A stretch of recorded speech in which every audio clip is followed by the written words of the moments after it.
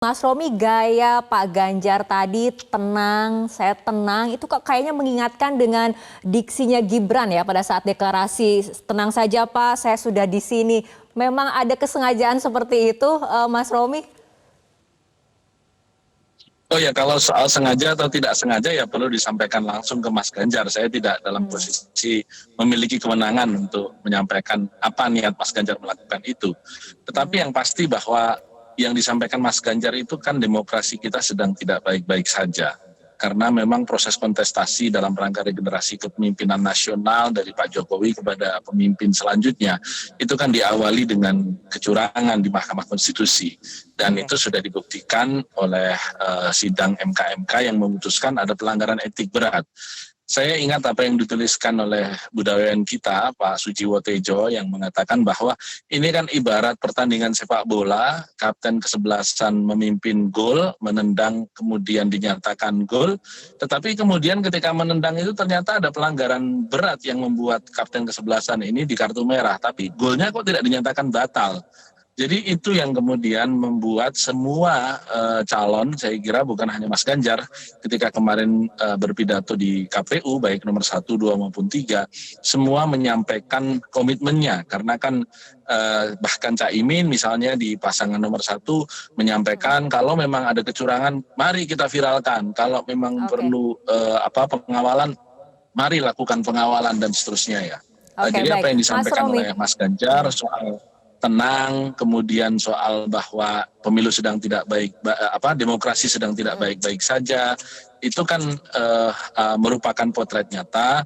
Karena bagi Ganjar Mahfud hari ini misalnya kami mendapat laporan bagaimana di Kota Batam juga kita diturunkan. Ketika kemudian ada pasangan lain yang tidak diturunkan, kita serukan melalui tim kita di lapangan, loh harus adil dong, kalau mau menurunkan semua. Sebelumnya baik. Mas Romi, tapi apakah artinya pidato Capres Ganjar tadi malam memang khusus ditujukan untuk kubu Prabowo Gibran? Oh, sama sekali tidak. Itu kan merupakan seruan secara nasional, karena kan di situ semuanya hadir. Semua pasangan hadir, semua ketua umum hadir, rakyat Indonesia melihatnya secara langsung melalui saluran virtual di televisi atau di YouTube, dan semua adalah keterbukaan yang disampaikan seorang calon pemimpin nasional ke depan, siapapun yang nanti akan terpilih. Tetapi bahwa konten atau isi seruannya itu adalah bahagian dari keprihatinan yang juga ditunjukkan dengan baju hitam yang dipilih oleh Mas Ganjar dalam beberapa kesempatan, bukan hanya tadi malam, itu kan menunjukkan memang ada mendung dalam demokrasi kita yang juga diserukan oleh Bu Mega, oleh Pak Surya Paloh, begitu ya, dalam beberapa pidatonya terakhir ini, bahwa memang kita harus semua sama-sama kawal. Yang paling prinsip dari sini semuanya adalah keteladanan. Karenanya saya serukan gerakan anti kemunafikan. Jangan sampai pemimpin itu apa yang disampaikan di depan berbeda dengan apa yang dilakukan di belakang.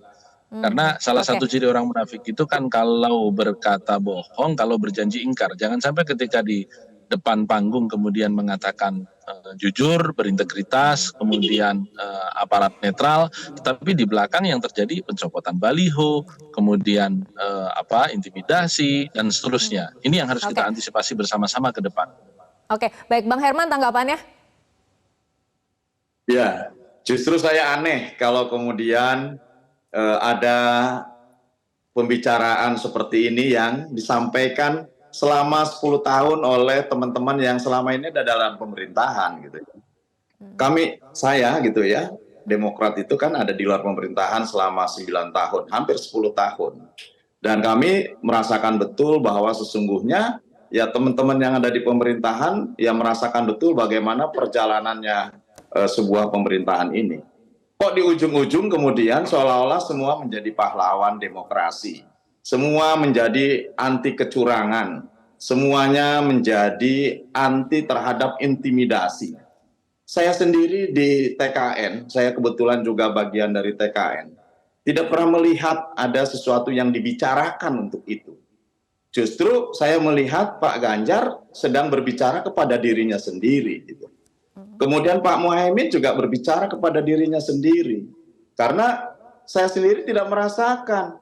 Pak Prabowo bahkan sudah 3 kali berada melawan sebuah kekuasaan di pemerintahan. Jadi sangat aneh bagi saya kalau kemudian hari ini gitu semua berbicara yang notabene-nya masih bagian dari pemerintahan berbicara mengenai ketakutan-ketakutan, mengenai demokrasi, mengenai kecurangan, dan bukti fakta saya kira di lapangan lain.